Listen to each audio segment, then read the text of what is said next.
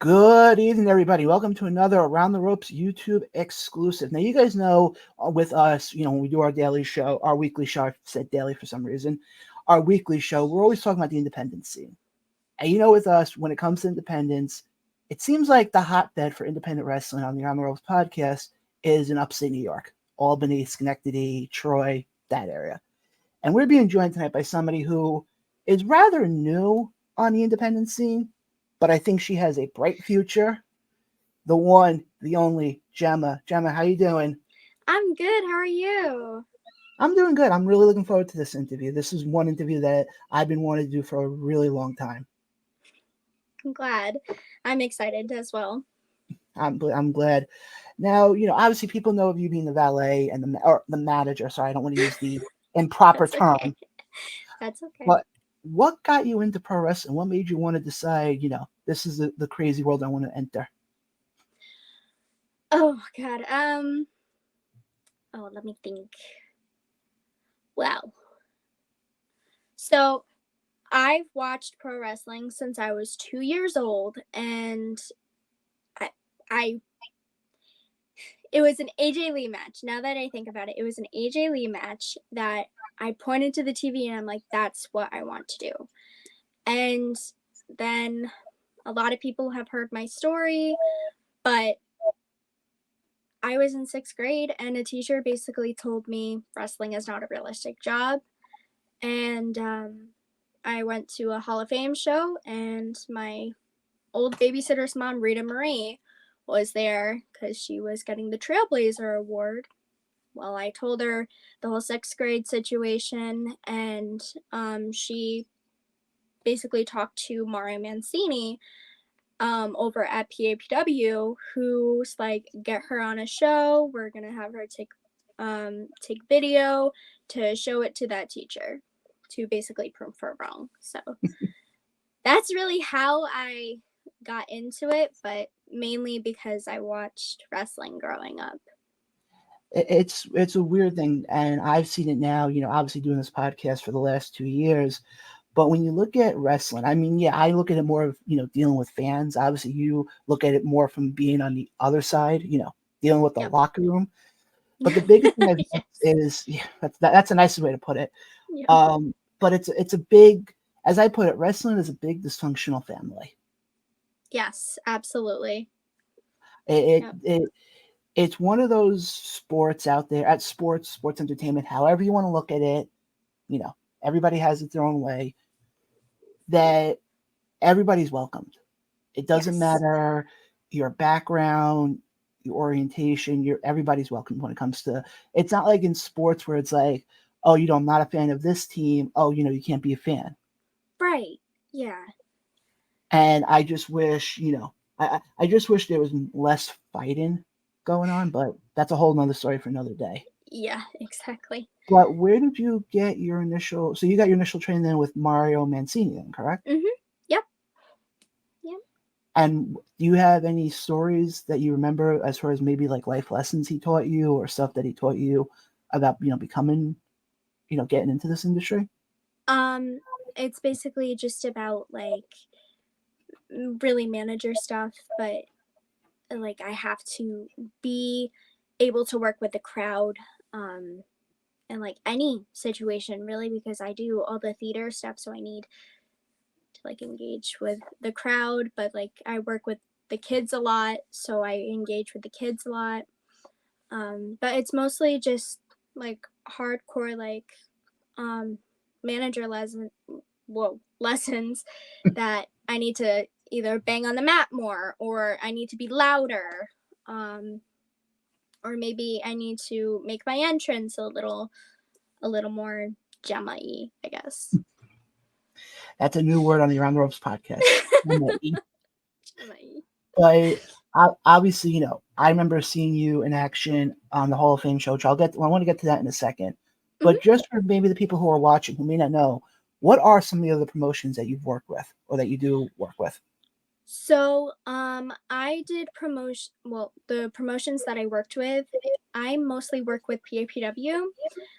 I've worked with TTW, which I sadly don't work with anymore. some situations happened. I've heard the whole story. Yep. You understand. Oh, I totally get it. And then I just recently did a show with ECPW, which they're from no. They're from Jersey. Yeah, I think they're from Jersey. Yeah. But that was a really, really cool promotion to work with, because I got to work a show with Rita Marie, and she's really, really, really sweet. And she always just gives like amazing lessons in the locker room, of course. So like my with the ECPW show, it was my first time being heel, and so I went back and I'm like, I don't know how I did. It was just, I wasn't able to be myself. I wasn't able to do a lot. I could have done more. And she's like, I got that. It was hard to transition from face to heel, especially for her as well. But hey, she's amazing at it, and she's just amazing in general. I completely agree. And I actually want to get into that because, like I said, I saw you at that show. You were the manager for Blaze Haram, Yes. who was another wrestler from up in that area, who took on a guy. And folks, I'm not kidding you when I tell you, the guy that Blaze took on, his name was Pepe. I don't remember his last name now.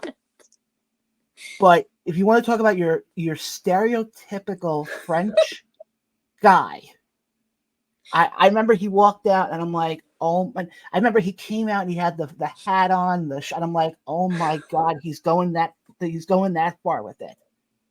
Yep. Now, when did you find out? Because like I said, you had said before, you've done mostly, it was your first time being a heel. Yeah. When did you find out that you were making that switch over? So, when I talked to my coach, Rita Marie, actually, she was like, let me talk to Gino, who is the promoter. And so she talked to him. She's like, you're going to, actually, no, she brought me to talk with him.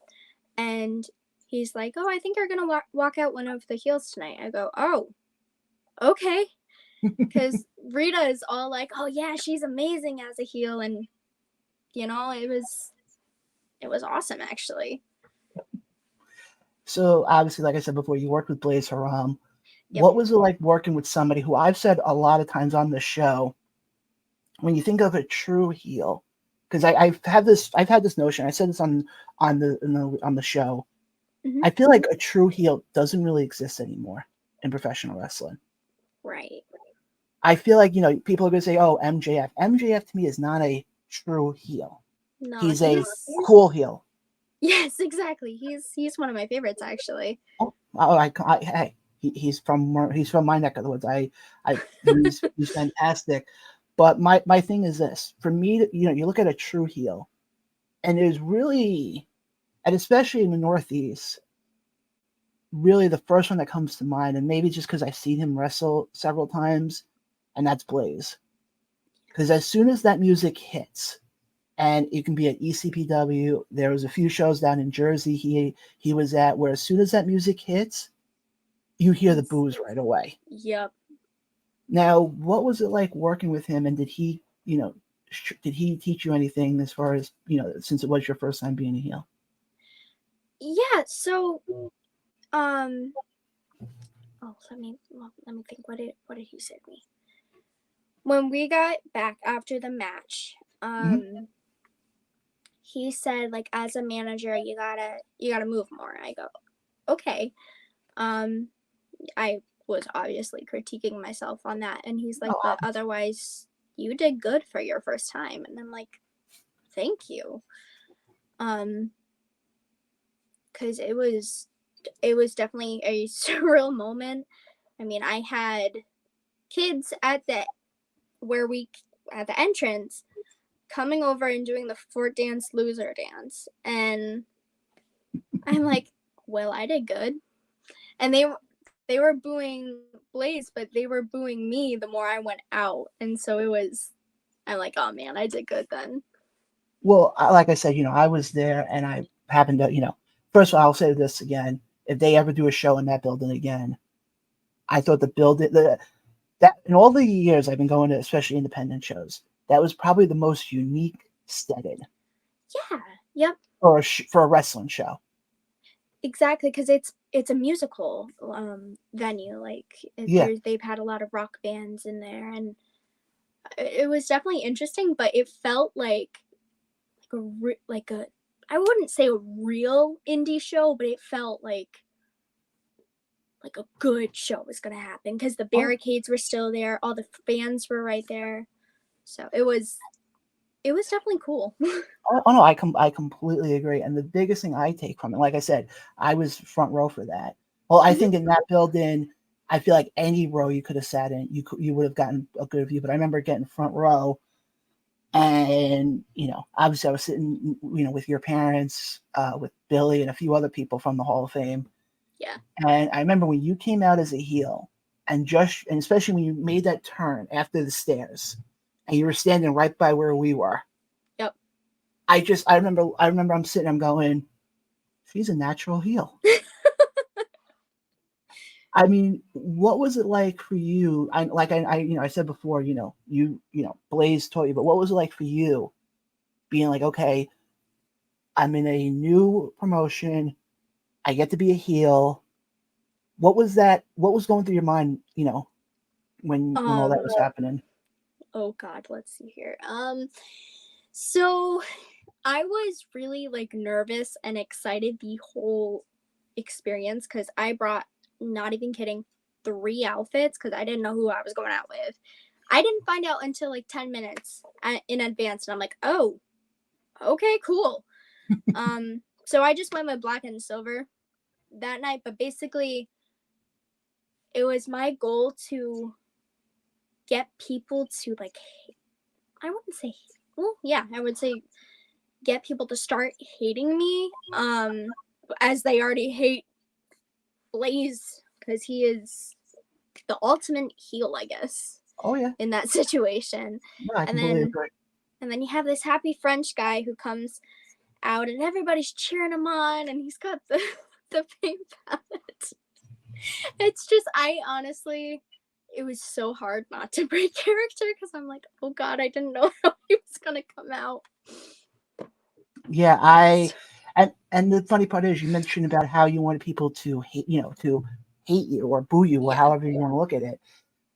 Personally, for me, I think being that you were out there with Blaze, I think you were going to get booed by us. It's almost like the old saying, guilt by association, so to speak. Yes. Yep.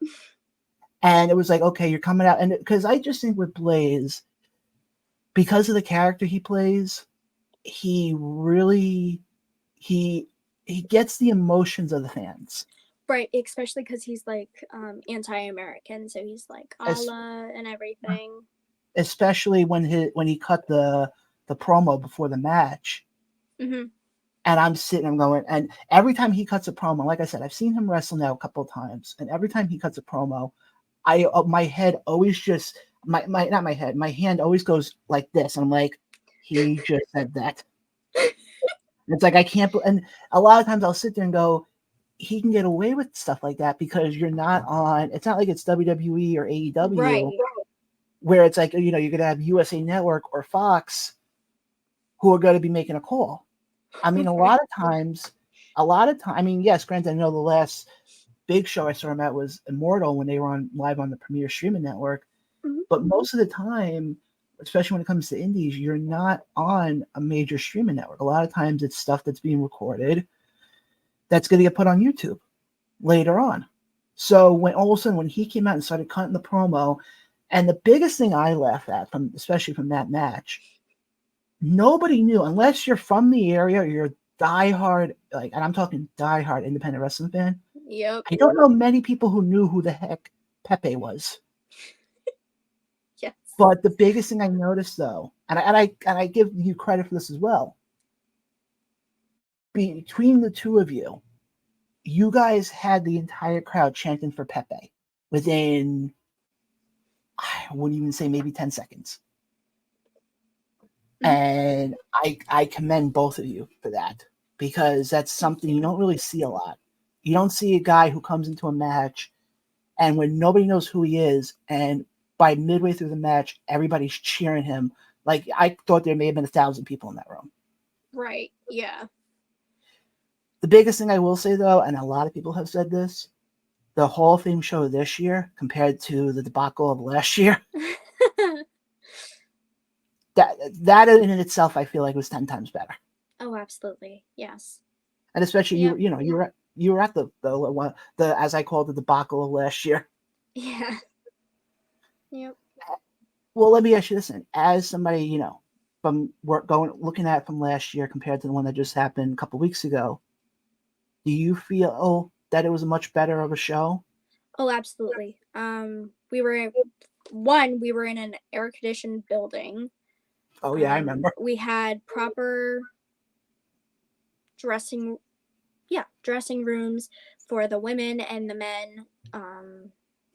And so it was much better venue wise, and just there is almost a better ring, I guess, too. I also look at it. It feels like this year was much more organized. Yes. Because I remember hearing the stories from last year, and again, I call it a debacle because there's no other way to put it. Right. And the biggest thing I remember from hearing from last year's show is nobody knew the match card setup till maybe 10 minutes before the show was supposed to start. I just remember going literally from place to place, to person, because they're like, oh, so and so will know, so and so will know. I'm like, just tell me who I'm going out with. If I remember correctly, you did the national anthem last year. I did, yes. Yep.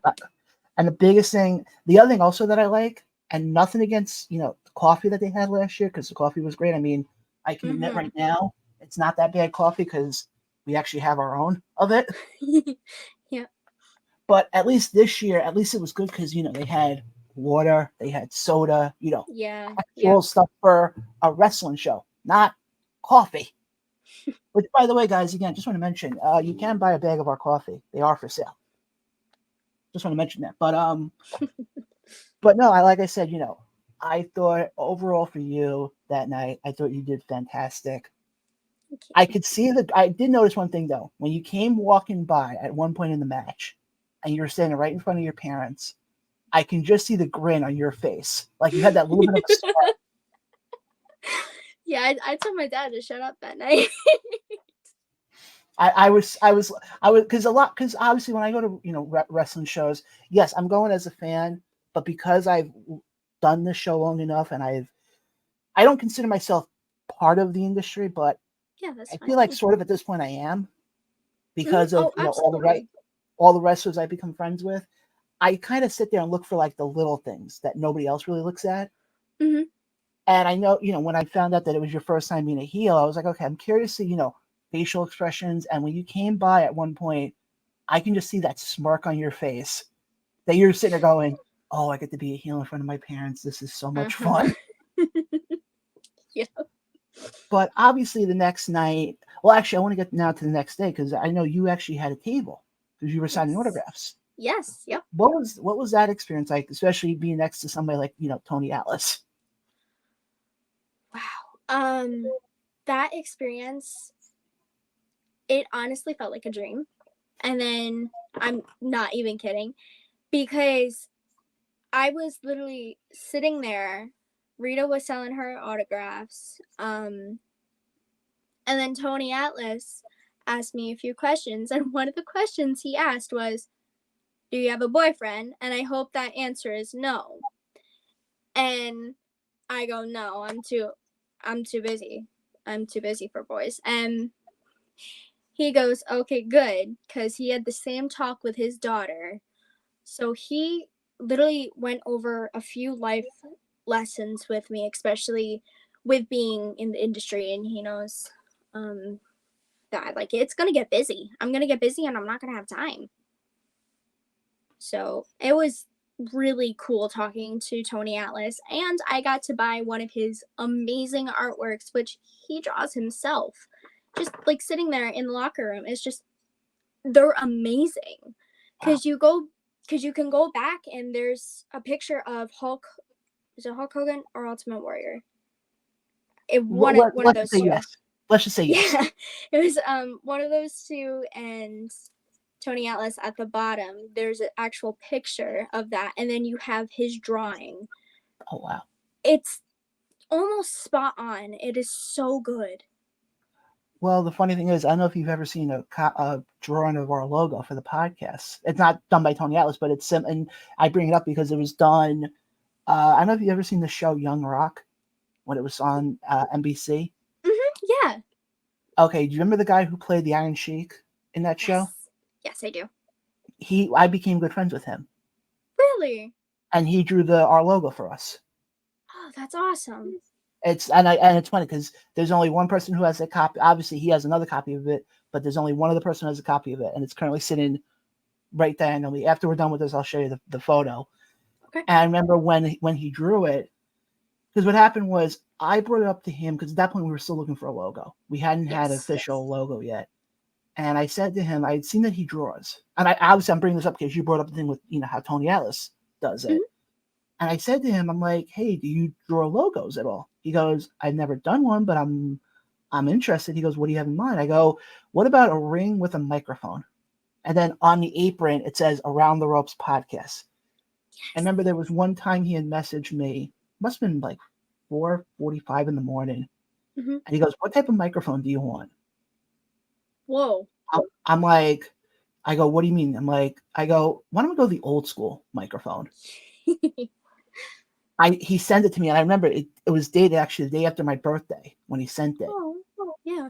And I saw it, awesome. And I was just blown away because then I had seen him a little while later. He was at a convention, and he had a whole portfolio of them.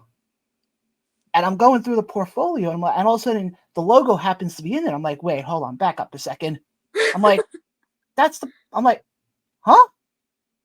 And he goes, yeah. He goes, it's in there. And I'm like, that it just blows me away when you see these guys who, and obviously Brett Azar is not a wrestler like Tony Atlas is, but when you see these guys who are like, these big, tough, angry guys, and then they're drawing stuff like this, and I'm like, I give them all the credit in the world.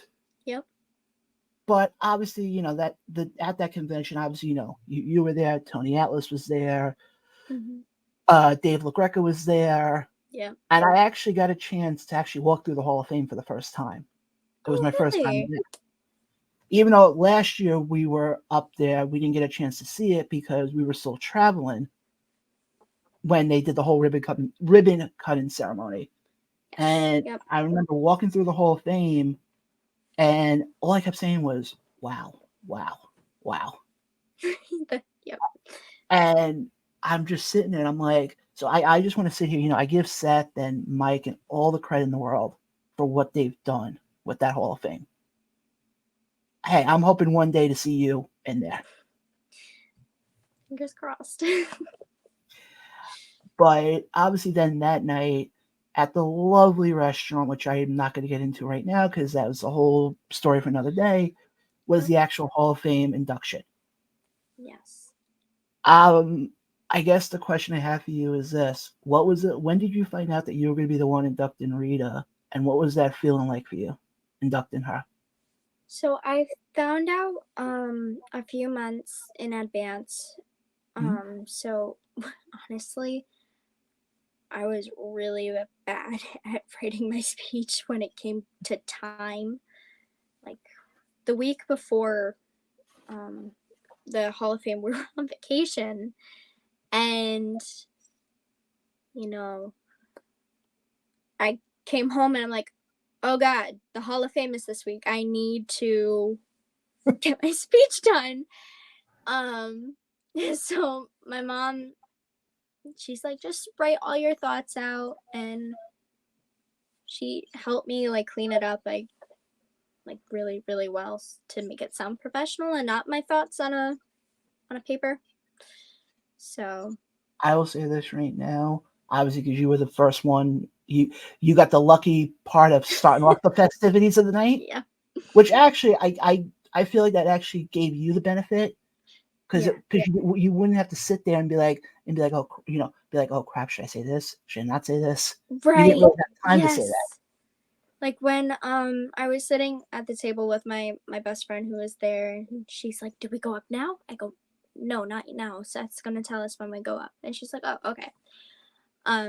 So she came up. She has the plaque. It was really funny. We made a comedic timing because I'm like, "Where's the plaque?" And here she is. She's like, "Oh, I have it." So I'm just like, we laughed about that later.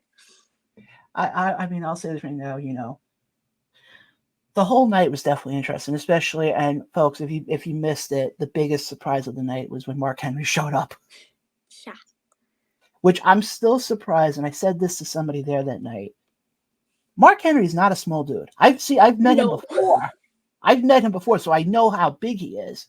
But when all of a sudden, I remember I was sitting at the table, right by where the connection is from the restaurant to the MVP arena, and I see Jacob Henry walking by, and he goes, he's doing this, and I'm like, and then also you see Mark Henry, I'm like, how did they pull? And then again, it's like I said before, Mark Henry is not a small dude. No, he's definitely not. But he's a big guy. He's so nice. He's so down to earth. Yes. Yep. And I mean, him being there, I was like, okay, this just got real. Absolutely. Yeah. It was crazy that we were sitting in front of them for half of the night. And at like the end of the night, he said to me and my best friend, like, "Bye, ladies." And it didn't hit me until literally a week after. I'm like, "Oh my God, Mark Henry literally said bye to me." That's awesome. Well, I with me, my moment when it hit me was when I walked up to him, and mind you, we had him on the show, like I think last year. And I said to him, I go, Mark, I go, I don't know if I go, Mr. Henry, I'm like, I don't know if you remember me. You were on our podcast. He goes, oh, what's the name of the podcast? I told him the name of the podcast. He goes, oh, I remember. And I'm like, I walked back because I think I was sitting with your mom, and I looked at her. I'm like, Mark Henry remembers being on the podcast. I remember that. Yes. And I'm just sitting there. I'm like, yeah, I think I finally made it. when somebody like Mark Henry remembers being on this podcast, and it was just that moment, and even like seeing Dave LaGreca there, for example. Oh God, yeah. Yeah. And I've known Dave now for some time, and he actually looked at me when we were at the convention part, and not even like, "Hey, how you doing?" He goes, "Oh, you guys, are you doing a show today?" I'm like, "Huh?"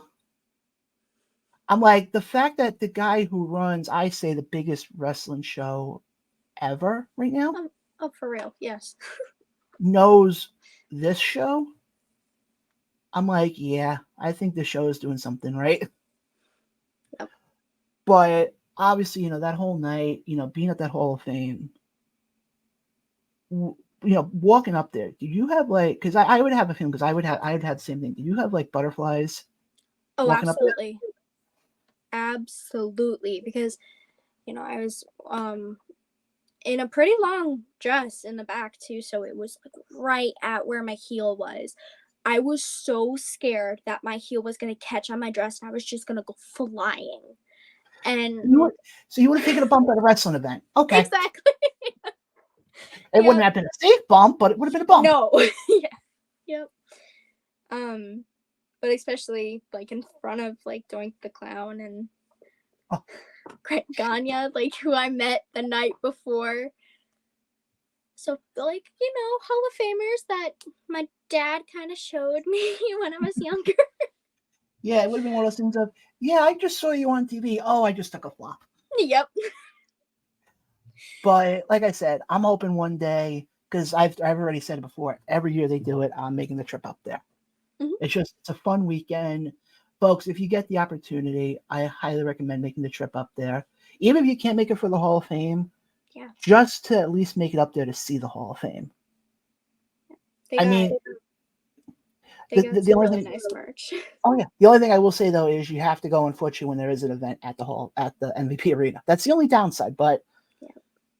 I highly recommend, and I'm hoping I can make it up there again before next August. Yes. But last question I got for you is this, Mhm. and I ask this to everybody. Okay. And obviously, I know you're a valet, so kind of going to word the question a little differently. All Or right. actually, a manager. I don't want to say valet because that's You're not the good. proper term anymore. If you had the opportunity as a manager to manage any wrestler, doesn't matter what promotion, what era, whatever, who would it be? Let me think. Maybe like Ari Alexander, because I met her and I had at the Binghamton show, which also Julia Hart was there. Now, if I ever had like a match with her, oh my god, I would be over the moon. But definitely like either Ari Alexander for the indie circuit, or in AEW, Soraya. Like, I don't know if I said that right. Oh god, Yeah, but I it's get it. okay. But No, because I was going to say, Gemma, not to cut you off for a second. If anybody yeah, who you're doesn't know good. who Soraya is, it's Paige. Just giving that Yep. little thing there, but go on. Yep. And that's because like again, I grew up watching wrestling. Like I saw the match where she took the WWE Divas Championship from AJ Lee. Like I was young enough to watch that, remember that. Because Paige and AJ Lee are like the two people I really grew up with and watching, and I was really sad when Paige left. But when I saw her like enter with AEW, I literally jumped out of my chair and I was like not even screaming at the top of my lungs. I was yelling at the top of my lungs. I'm like, oh my god, this is awesome. She's back. And so Yeah. That was, if I remember correctly, when, the match that you're referring to with AJ and Paige, that was the night after WrestleMania 30, if I remember correctly. I think so. Yeah, because that's actually, funny thing is, that's actually when I got back into watching wrestling, was right around Oh. WrestleMania 30. I grew up watching the Attitude Era, and then about 02, 03, I kind of drifted away from it. Yeah. And then I didn't watch it through basically most of John Cena's run. I didn't watch it. And it wasn't until, I remember this vividly, I was away at college and a roommate I had was a diehard wrestling fan. And I remember the first pay-per-view I had seen was Hell in the Cell 2013. Because that was the one where they were doing the whole thing with Ryback and John Cena. That was that whole. Yep. But I was like, oh, okay, it is what it is. But what really got me back into it is Daniel Bryan and his feud with the Authority. Yes. Yeah, that was a good Because storyline. because for me it was incredibly relatable because I've always felt like the underdog, the guy who everybody thought was always out of it. Yeah. And hopefully one day I'll get to that point. But again, for me to get into a ring, yeah, that's a whole story in itself. But Gemma, I'm glad we were able to have this interview. Yeah, No, go ahead. thank you for having me on. It was really awesome. And I just want to also, I say this to everybody, but I want to let you know specifically, the door is always open for you to come back on. Okay. You have an open door with this show. All you just got to do is let one of your parents just message me and go, hey, we want to get Gemma on. She has a show coming up, and we'll get it set up. So Okay. know that, and also know that you got a fan on this podcast in me. Okay. Thank So, you, John. oh, not a problem. It was my pleasure. Before we let you go, though, do you have any shows coming up that you like to promote, and any any social media stuff that you like to promote as well? Go right ahead.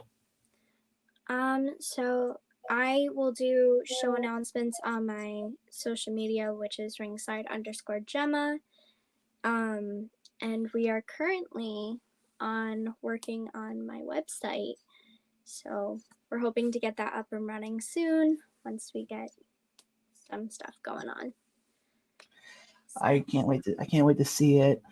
And again, guys, this is somebody who I think has, and I said this when we opened up this interview, has a bright future in this industry. I think more as a heel than a babyface, but that's just my opinion. But guys, the one, the only Jemma. Jemma, thank you so much for hopping on. I appreciate it a lot.